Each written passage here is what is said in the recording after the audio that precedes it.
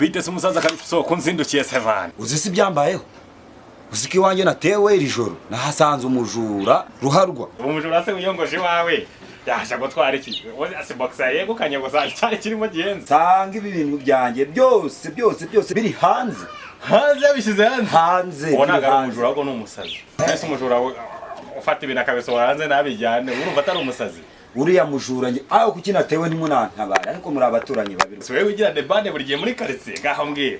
Iyo wowe iyo uhamagara polisi muri naguzi nimero zayo. Turabona saa 9 nari guhamagara polisi zikava hayo masaha. Uhamagara musaza. Ngaho mbwira ngaho umuntu w'umugabo. Mbwira icyo wahise ukora ku buryo wamwumveka neza ko urinda kuduhamagara. Ngewe byonyine n'uburyo uba umezemo muri quartier wigira ngo ni bro ntago wari kubura ikintu ukora kabisa. Ngewe bitewe n'umujinya yanteye uriya mujura byabaye ngombwa yuko ngewe ikintu cya mbere nabanje gukora mufashe bitamukubita nyuma yaho ngo bigenda bite. Nyuma yaho Joshua ngewe ibintu byari byandenze nagiye kumva numva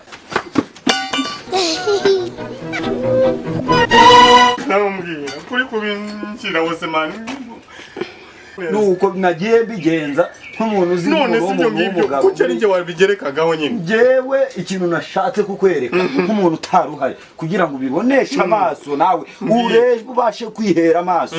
Wahise ukora iki? Nge byandenze na karandi razamuka ku buryo nahise mugwapa.